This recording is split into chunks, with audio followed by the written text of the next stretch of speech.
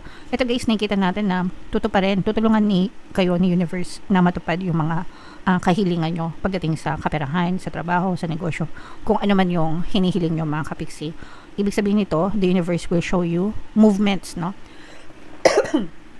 Ibig sabihin, papakitaan ka ni universe na ng movement sa iyong physical reality, na kung ano yung pinagdadasal mo, unti-unti siyang ibibigay sa'yo. Mga kapiksi, unti-unti kang makita ng progress, unti-unti kang magkakaroon ng improvement, okay?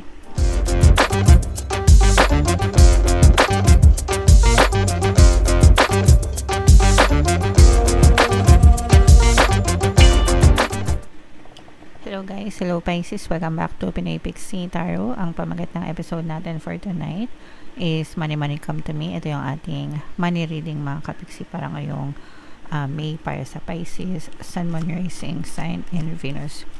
Unahin natin tong deck na to guys. Tingnan natin yung mga money manifesting techniques para sa inyo.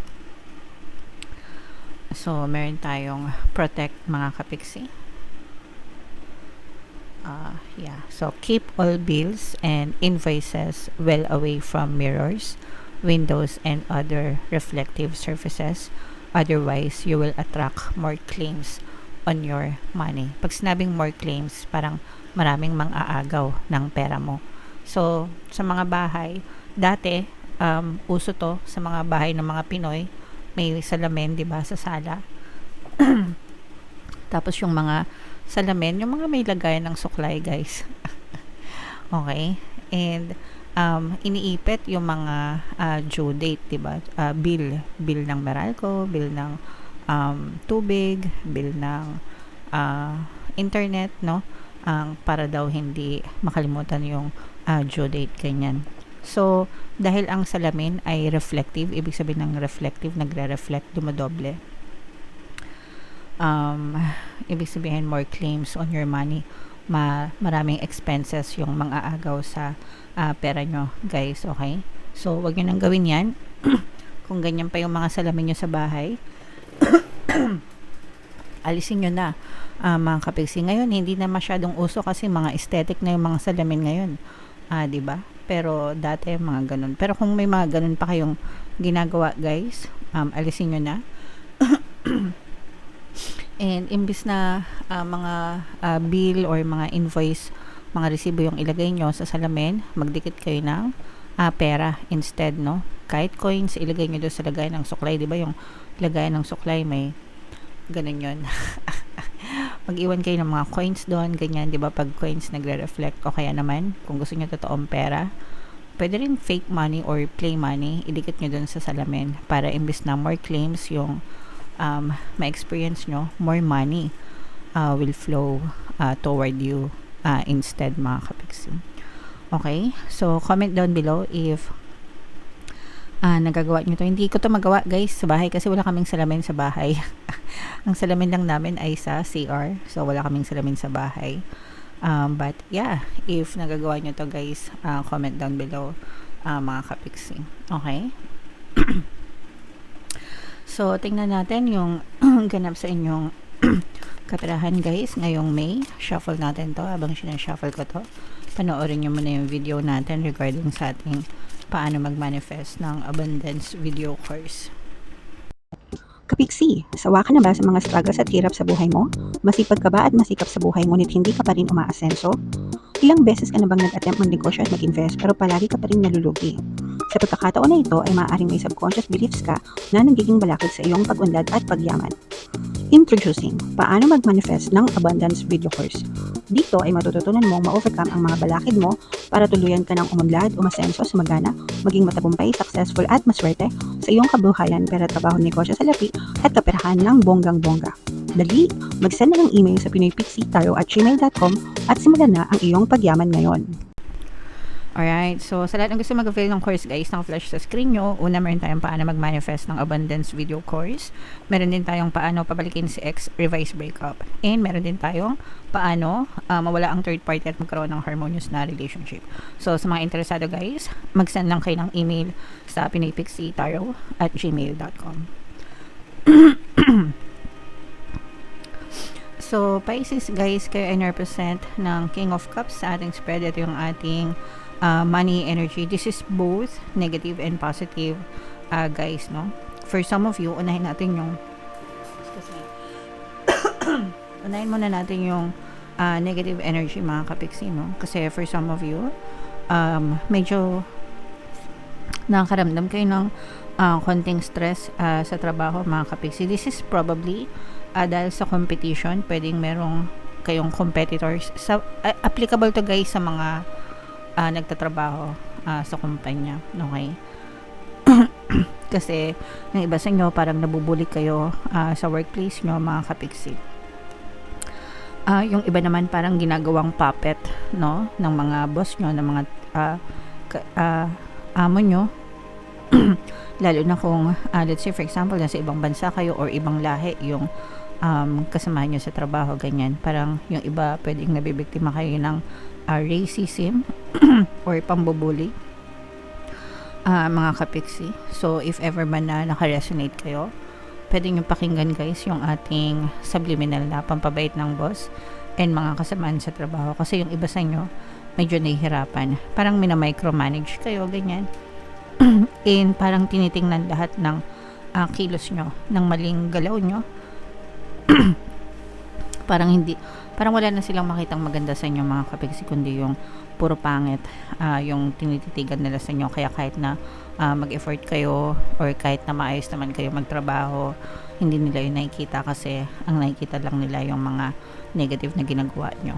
So ipagdasal nyo na lang guys, and sabi ko nga meron tayong subliminal na pampabait ng boss and mga kasamahan sa trabaho. So effective yun guys, marami na tayong natulungan doon para maging maayos yung trato sa inyo ng inyong mga kasamahan mga kapiksi.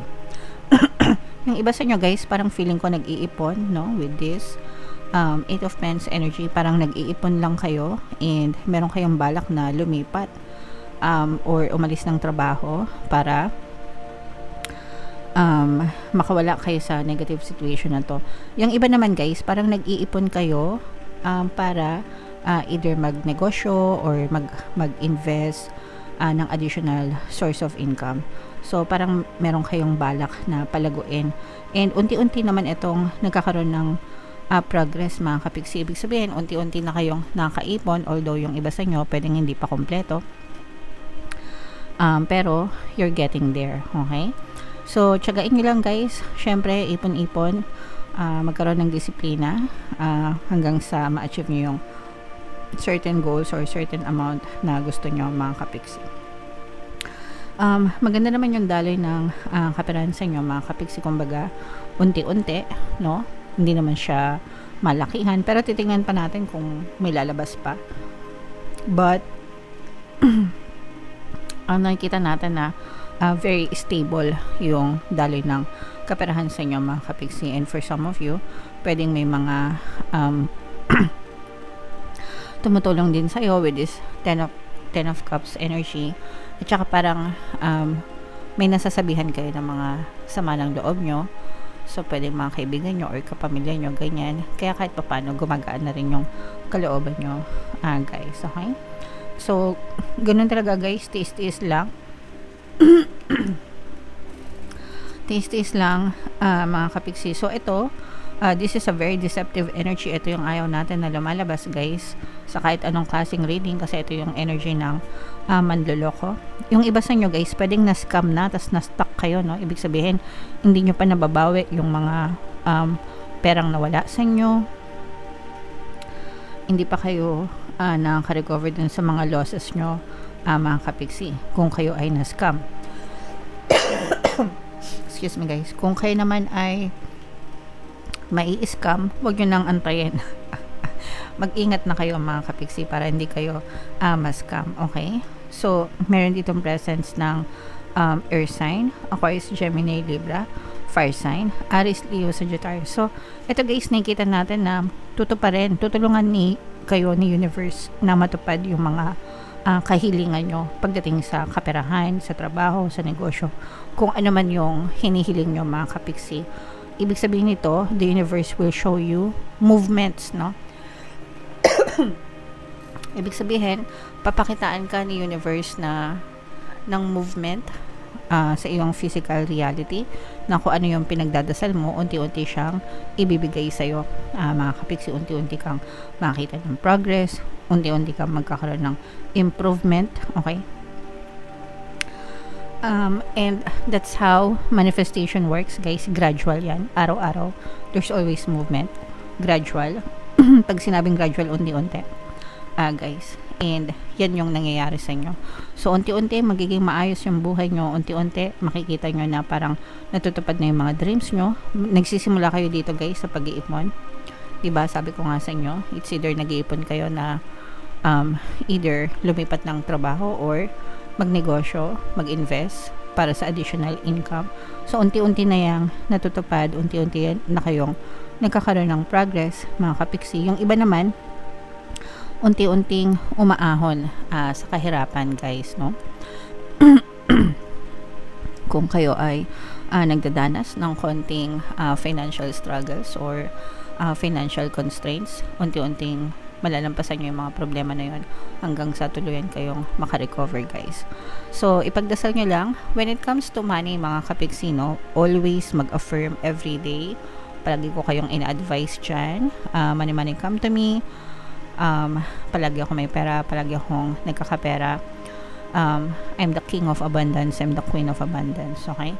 Comment nyo na rin sa baba, guys. Super simple ng affirmations, super effective, guys. I live by those affirmations. Ako mismo yung gumagamit nyan, and sobrang laki na ng pinagbago ng buhay natin compared to many years ago, guys. So, sinishare ko yun sa inyo para sabihin nyo rin and para makatulong din sa inyo, mga kapiksi. Okay? So, comment down below, guys, if feeling nyo naka-resonate kayo. I-mind nyo na itong mga progress na to, itong mga savings, no? Kasi talagang nararamdaman ko na makaipon kayo, mga kapiksi. Itong mga movement sa inyong kaperahan, sa inyong mga pangarap sa buhay. I-mind nyo na yan, guys, sa comment section. And comment down below if naka-resonate kayo. For more tarot readings, guys, ito yung playlist nyo. Ito naman yung ating success stories ng paano mag-manifest ng abundance video course. Click here to subscribe, guys. Ito yung ating mga pampaswerte subliminals. Thank you for liking, sharing, and subscribing. See you again next time. I love you all, mga kapiksi. Have a nice day. Bye-bye.